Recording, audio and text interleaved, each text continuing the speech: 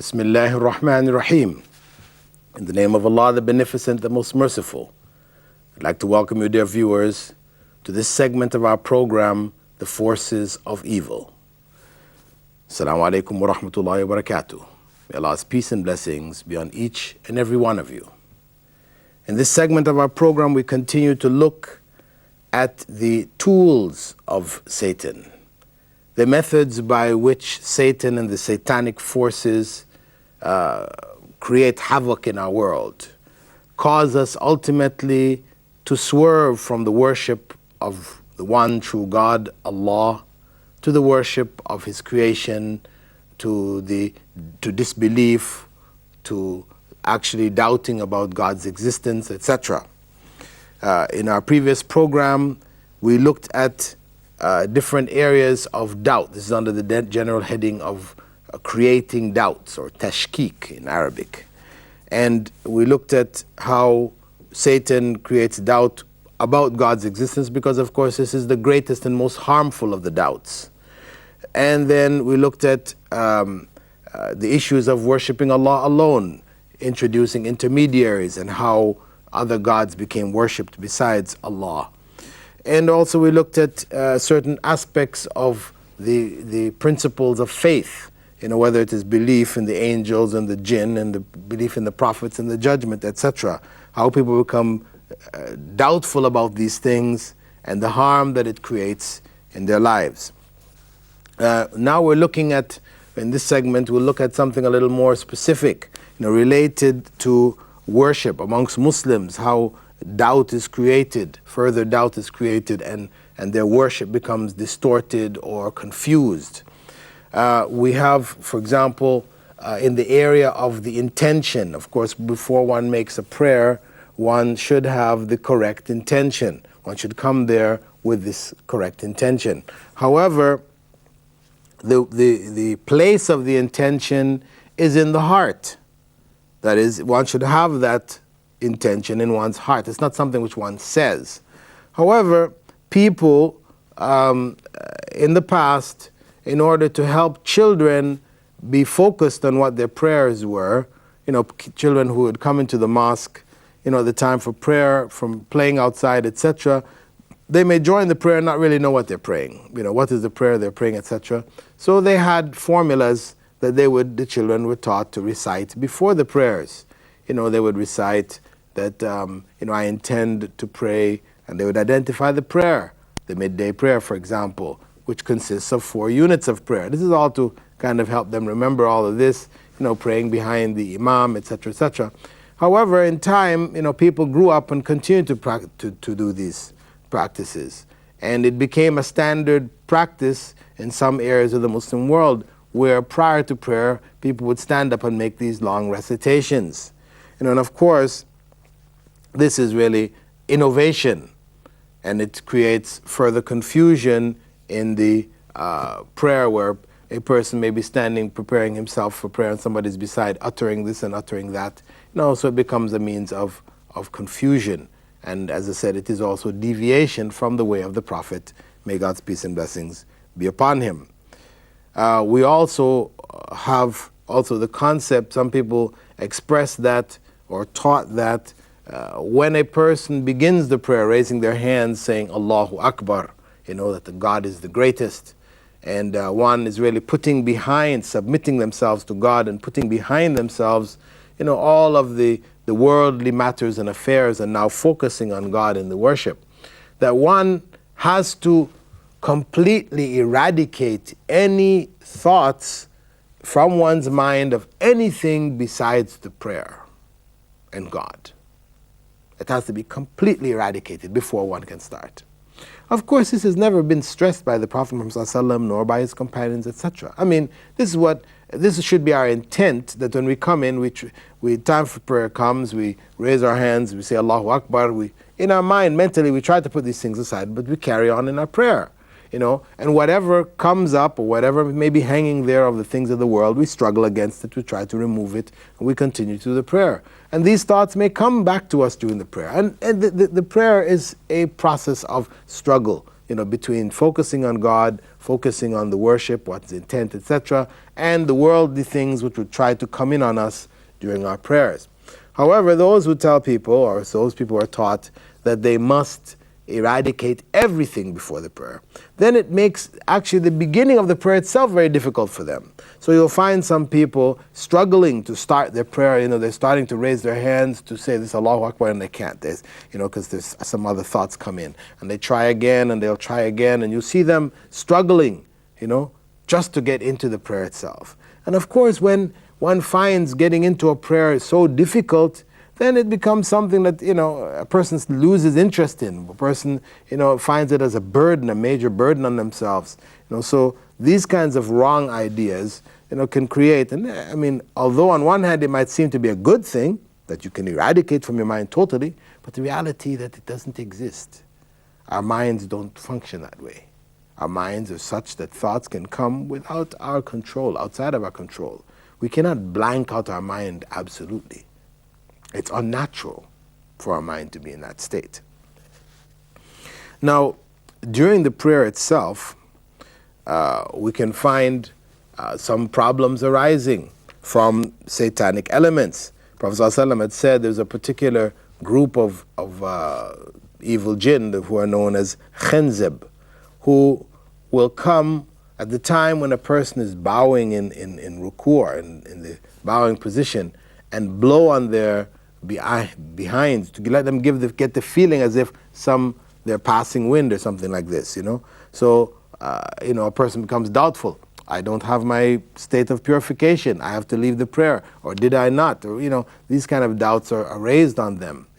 At different points during the prayer. So the Prophet ﷺ said that if one experiences this, where one has these doubts about whether one still has wudu or purification or not, whether one has lost it due to that wind one has passed wind, then one should not accept this thought as fact unless one either hears something or one smells something. If one didn't hear or smell anything, then they should continue with their prayer. Just ignore it. Now, some people have mistakenly taken this to mean that whilst you're praying, if you pass wind and you don't smell anything and you don't hear it, then you ignore it. But this is not correct. If you know that you've passed wind, then you must leave the prayer. No matter where you are, you could be in the very front lines of the prayer. If you've passed wind, you must leave the prayer, because prayer is not accepted, in a state when one is not in a state of ablution, a state of, ritual purification. One must leave that prayer. Though it may seem embarrassing or whatever, you make your way out of the lines, you go and make your ablution again and come back, and you can complete from where you left off. Now, prior to the prayer itself, where one prepares oneself for prayer, for the ablution, the Prophet ﷺ had also said there is a particular, another group of evil jinn that will come and try to make confusion in the wudu itself. And he said, in a narration related by Ubay ibn Ka'b, إن للوضوء شيطانا يقال له الولهان فاتقوا وساوس الماء. That indeed, in the case of wudu or ablution, there is a particular devil or evil jinn that is assigned to it. And its name is Al-Walhan. So beware of the whisperings of the water, concerning water. That is, people, when they're trying to make the wudu, maybe as they're taking the water in their mouth, they may think they taste something. Is this water really clean or not? You start to have doubts about that. Or you put the water in your nose and you smell something. Is this water? Doubts are coming in your mind like that. Though the water is coming through the tap like any other way. Everybody else is making wudu, but you're having these doubts. Furthermore, when you're washing the parts of your body, you wonder, did I wash everything? You start to look and you see maybe there's a dry spot here or there, so you have to start your wudu over again. Or after you've reached your feet, you wonder, did I wipe my head? So you reach and touch your head. Is it wet or not? Is it dry? All these kind of doubts. So you find some people, with so many doubts coming at them, even when making this purification, they can't complete it. they're struggling with it. It is, so the solution to that is just to make your ablution along with somebody else. Have somebody watch you. So at the end of it, they can say to you, yes, you covered everything. And you can say, okay, fine, carry on. Put all their doubts aside and carry on to the prayer. And of course, there are doubts which come to us during the prayer of another type, where we start to wonder, did we pray 2 units or 3? We have a 3-unit prayer, or we have a 4-unit prayer, and we're on what we thought was the third, but then doubt comes to us, are we on the second or are we on the third? At this point, Prophet Muhammad ﷺ said, you build on what is certain. Build on certainty. What you're sure of is that you prayed 2. What you're not sure of is that you may have prayed 3. Did you pray 3 or not?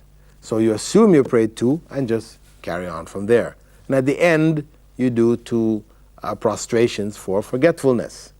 And this is the way Prophet ﷺ provided for us to eradicate those confusing thoughts which the evil jinn may put in on us during our prayers, prior to our prayers. Outside of prayer, we also have an area where doubt is raised, which is very, very harmful. And that is the area of honor, people's or Muslims' honor. Prophet Muhammad ﷺ, had told us that the Muslim, is one from whom other Muslims are safe from his tongue and his hands. That is speaking ill of people, backbiting, gossip, slander, spying on people. All these kind of activities have been prohibited in Islam. Allah tells us in the Quran, Ya ayyuhalladhina amanu, ijtanibu kathiran min adh-dhann, or you believe, avoid most of the suspicions, different suspicions that tend to arise. Avoid them. Why? Inna ba'd adh-dhanni ithm, because a portion of dhann or suspicion is actually sin, or leads to sin. So therefore, avoid it. As Allah says, وَلَا تَجَسَّسُوا, and don't spy on each other. وَلَا يَغْتَبْ بَعْضُكُمْ بَعْضًا, and don't backbite each other. These are all forbidden practices. They destroy a Muslim's honor. We have to consider when we're speaking about people in their absence and we're talking about them negatively, what is the purpose of this?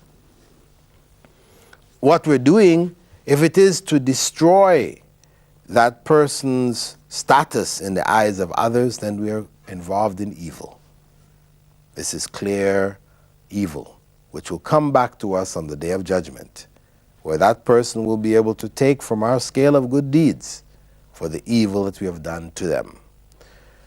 However, we are allowed, on specific circumstances, to convey to others what we perceive to be harm done to us, or etc.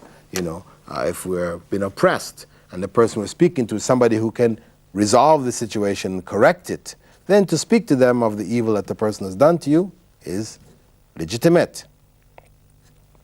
Similarly, if it's in the case of marriage and somebody wants to marry somebody who you know, and you know bad things about that person, it is your duty. If you're asked, if somebody comes and asks you, what do you think of this person? Is it a good person for me to marry?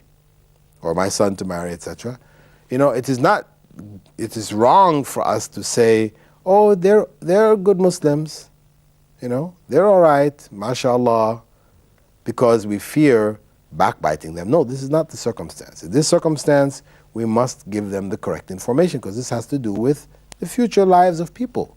This is why when one of the women, followers of the Prophet, came to him, her name was Fatima, she came and asked him what she should do, because she was herself a divorced woman, and Amr ibn al-As had proposed to her, and so had Abu Sufyan. These were 2 very leading figures amongst the Quraysh who had converted to Islam.